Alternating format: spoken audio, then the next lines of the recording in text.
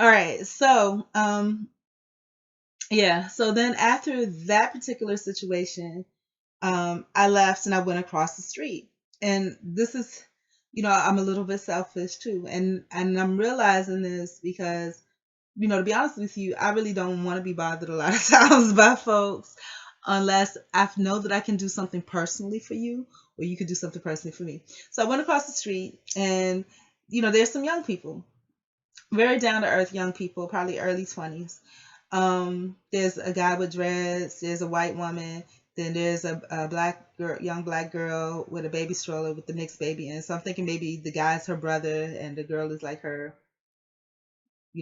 unmarried version of sister-in-law, and the baby is her niece or nephew, whatever. And so we're all sitting there, and they see me come over with this box. So they're like, "Oh, did you just get that?" And I'm like, "Yeah." And they was like, "Well, where did you get it from?" And I was like, "Across the street." And then they were just like, "Where across the street?" And they was like, "Which one?" And I was like, "That one." And then they were just like, "Oh, are they doing?" And they asked me a whole bunch of questions. And I guess that's what I don't like. Like, when I don't feel like talking, and but it wasn't a bad thing. These kids were okay, but I really didn't feel like, because it's like sometimes you give information to people and you help people, and then they don't have nothing but negative to say about you. And so that's why I normally don't like, so, you know I don't like giving stuff unless I information, whatever, unless I have to. On the same note, I don't ask for anything, unless I have to. So anyhow, but so I told them whatever, and they said thank you. They were polite, whatever. They went and got what they did, and then they went on to go take it back to wherever they stay at. So, as I was at the bus stop, this Spanish man, this Hispanic man was walking around me, whatever. And there's different types of Spanish people. Some of them are just like, and now I'm ugly now, so it's okay. Maybe, I'm not visually appealing as I used to be. And it's not because I don't have the features, it's because the way that I feel on the inside, it shows up on the outside. I'm a true believer of that, and it's true. And so when you see me squinting and looking all hurt up, very unattractive. I have the hippopotamus, squinty hippopotamus appeal. So, anyhow, so, and back in Miami when I was there, they would walk around you and they're looking at you, checking you out, like your stock, checking out your body, your presence, and all that. But that's not what he was doing. He was checking out my spirit, and I could feel it. You can feel when people look at you, how they're looking at you and why. He was checking out my spirit. So he was looking at me and he had this box and he was walking around me with this box. And I was just like, okay, maybe he works at the place across the street and he was trying to figure out where to throw the box away. I had no idea why he was walking around me. Maybe, I don't know, maybe he lived over there somewhere. I don't know. But, but I felt him checking. He was looking at my spirit. And some people had that gift because I have that too. That's why I try not to see. I can see people's spirits. Like, that sounds weird, but when I say that, meaning when you see spiritually, it's with your heart. You can feel people and you can look at them and feel them. You understand me? So that's what he was doing to me, and I felt it. I could feel him doing it. If you ever seen the old 80s TV series Highlander, it's similar to that. You can feel whatever they are, and that's what he was feeling me spiritually, and not in the way that people say feeling you now, but he was checking me out spiritually. He was looking at me, the inside of me. And so I felt him, walking around me, and I'm just like, okay, whatever, because I get spiritual people. It's not a problem. That I get. I don't have no problem, any problem with spiritual. And so, he after a while, he went across the street, did what he had to do. When he came back, he sat down across from me. And I guess, I looked like I was distraught or whatever. You could see the inside of me being torn all up, and it's because, again, the after effects of whatever this woman said a week or however long ago. And so, I'm sitting there and he says to me, and I don't know what he said exactly, how he started it off, but what he did mention was that, and he probably thought I was homeless, and I am. You know what I mean? I am. But it's, it's okay. In different ways. And that's another conversation that I had when I was out there, that there's different levels of homelessness. Like, even before I even got introduced to this type of living through the system, I was homeless then, but I didn't know it. Basically, there was a movie with Haley Berry in it, called Queen. And in Queen, again, she was this biracial girl and she was a slave, whatever. But, you know, it was something mentioned about home. And she was like, home is where you are loved. She did, so she was homeless. And that's me. I've always been homeless. When I think about it, I probably didn't know it. And maybe, for a certain period of time, because I at least had the love of my mother, I wasn't. But, I've been homeless for a long time. I have been unloved for for a long time. I think probably the only person that had a smidgen of love for me was my mother. And like I said, that she has had to let go because of all of the unsuccessfulness of my life. But it's, it is what it is, and it still hurts because when you love and care about people and they don't love you back, it hurts. So, and I still love her because she's my mother. So, um, yeah, but so we were talking about the different levels of homelessness and how there are people that are rich that have, mansions and they're empty because again, they are unloved. Houses filled with stuff that they bought, and on the outside when they're out, they're shopping, they look like the picture of success. But on the inside, behind closed doors, their place looks like this. You know what I'm saying? Or there may be people that work every day, but their bills aren't paid and they're living in a basically in a box, which is their house that they may spend thousands a month for, but in that house it's empty.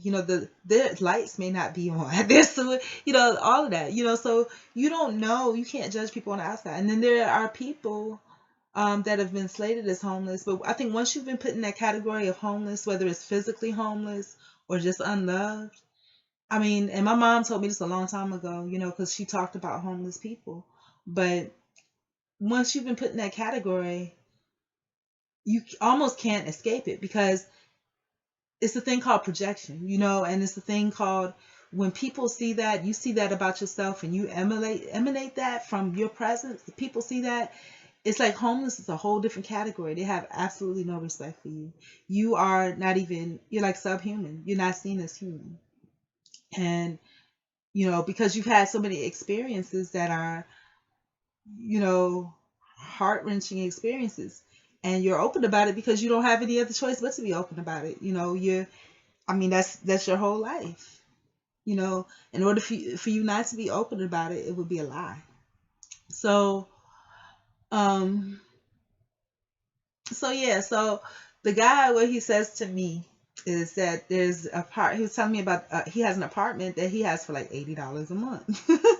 And I'm like, you must be on disability or have Section 8 or have like 20 kids or you're living with, some woman that has some type of government stipend or something. And he was like, no. And then he was telling me all this information about it. And it was really good information. That's why I said, when I'm at my lowest, and I was, because like I said, yesterday was the first day I had time to actually digest all of these terrible things that this woman has said about me to my face that were not true, that were absolutely not true. And she knew it wasn't true, but she also knew that I was easily malleable, that I was very open, and that, you could paint, like that song Beyonce had, Listen, you could paint whatever picture you want of me. And eventually, you know what I'm saying? Because I have so little support, eventually it will go there, or it will be perceived to be there, and it'll go there eventually. And that's what happened. So, I was talking to this guy, and then he was telling me, and a man being a man, he's gonna do what gonna do. So of course he had to throw in there something about his ex-wife to show that he was single or whatever, and how she cheated on him. And I'm just like, that's a bunch of baloney. I hate when guys do that. I don't need to know about your relationships and whatever because I'm not looking for a relationship. So I don't need to know. You don't need to share that with me. And if you tell me that, your girlfriend or your ex-wife or ex-girlfriend or whoever cheated on you, I'm just going to see that as a big old lie. Like maybe they did eventually, but probably because you did so much dirt. I don't want to hear about that. That has nothing to do with me. You know what I'm saying? Absolutely nothing. That's very personal. That's your business. He was telling me about the apartment thing. That's fine. Great. Thank you so much for that information. But of course, a man is going to be a man. So I let him say what he had to say. And I said what I felt about it. And then he was just like, oh, all men are not like that. Whatever. You're going to find a good man. There's a man. And I'm just like, I'm not looking for a man. And it's like people don't get that. You know what I mean? And that annoys me so much. You know what I'm saying? I mean, the fact that you even come and tell me about your relationships and then go into, and then when I say I don't, I don't believe that, then you go into saying, oh, it's not about that. I've never been the type of person to look for that type of relationship. I've always, from when I was little, the only goal or dream that I had, I just wanted to be single for life. I wanted to be celibate. And I wanted to, regardless, I know that I'm a woman and that eventually, for different reasons, I may, enjoy the presence of a male, but not in that aspect. It would be for me like coming to America where, the princess is ready for her royal bath, and you have like 10 dudes and you pick one. That's what I want. But I'm not going to have that because I'm a pauper. I'm not a princess. I'm a pauper. I, don't have, because of the way my life works, I don't have that sophistication, that charm. I don't have money. If I had money, it would be easy. And I think at this point, because I've been through so much and I am older now, because this would be the age to do it where you have all your little friends and and they're just tools.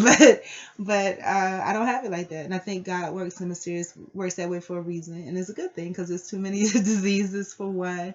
And then, if you have money, it doesn't matter because the tables can't be turned because, you dish out what you want and that's it. But anyways, moving right along. So that guy went into the whole relationship thing, and I'm like, that's not even me. And then he went from the relationship thing to telling me what a great person he was, which was great. I could see that he was a good person. I could see that. Um, I could definitely see that. Then started talking about normal stuff like cooking and things. Then he started talking about church, and I'm like, here we go, And he was like, something, do you believe in church? And I was just like, well, and then and I said, I just told him I don't go to church or something. I don't go to church regularly. Um, and then he goes into this thing, the whole thing that they go into, the pseudo Christians, they go into talking about, oh, God and this, that, and the other. And how you need to go to church because did you believe that Jesus died for you? I'm just like, my beliefs are personal. Um, I don't believe you need to go to church. And I turned it around on him. I just asked him basically my point is this, that you are the church. You, the body, the flesh, the temple, the inside of you, the spirit, is what needs to be shared. So you don't go to church, you are the church.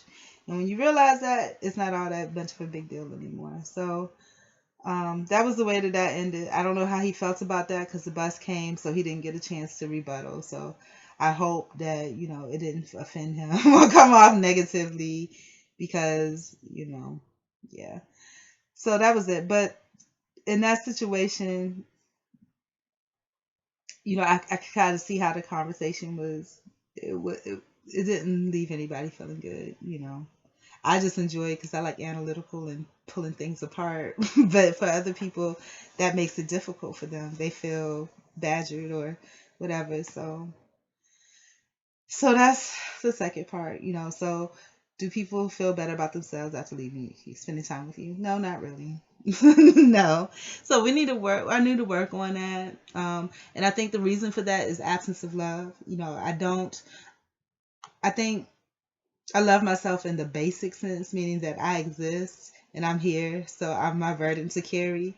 But I think because, and I used to think when I was younger that what other people say or do doesn't have any effect. But when you don't have anything else, it does. But when I was younger, I had so much support, so much encouragement. I mean, I don't think I was called ugly until after this thing, and I can see that now because it's so much pain. You don't have anything that's supporting you or uplifting you or encouraging you, and you're doing it all yourself. And it's kind of self-fulfilling because then people see that and they attack it. So I have to, though there are some things I need to work on. So this is too, and this is all about the conversation with the man at the bus stop, and then I'll talk about the next portion of it.